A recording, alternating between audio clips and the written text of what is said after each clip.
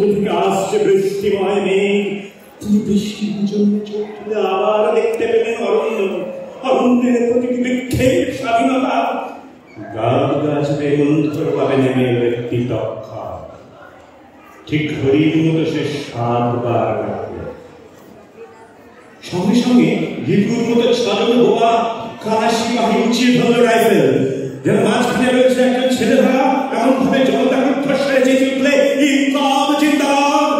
কবির শতক প্রবৃত্ত ঠোঁটে নড়ে উঠল।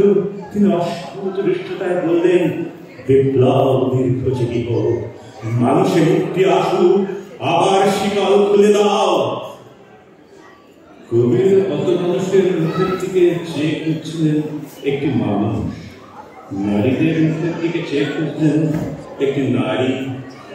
তিনি দুজনকে পেয়ে গেলেন। কবি আবার তাদের উদ্দেশ্যে মনে মনে বললেন, বিপ্লব দীর্ঘজীবী হোক, মিলিত মানুষ ও প্রত্যেক মানুষের নিজস্ব বিপ্লব। প্রথম গুলিটি তার কানের পাশ দিয়ে বেরিয়ে গেল। যেমন যা, কবি নিঃশব্দে হাসলেন। দ্বিতীয় গুলিটি তার ফুটো হয়ে গেল। কত অপরাধীদের মতো হাসলেন হাহা শব্দে। তৃতীয় গুলি ভেদ করে গেল তার কণ্ঠ। কবি শান্ত হয়ে বললেন, আমি নতুন না। কবিতা সবসময় সত্যি হয় না। চতুর্থ গুলিতে বিলীন হয়ে গেল তার কপাল। পঞ্চম গুলিতে মরমর করে উঠল কাঠের কুলি। ষষ্ঠ গুলিতে বুকের উপরে রাখা হাত ছিন্ন ভিন্ন হয়ে উঠে গেল।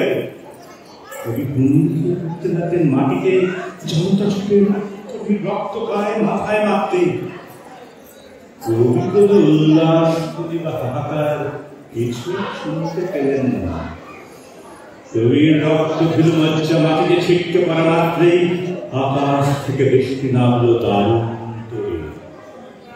শেষ নিঃশ্বাস করার আগে কবির ঠোঁট একবার উঠল না।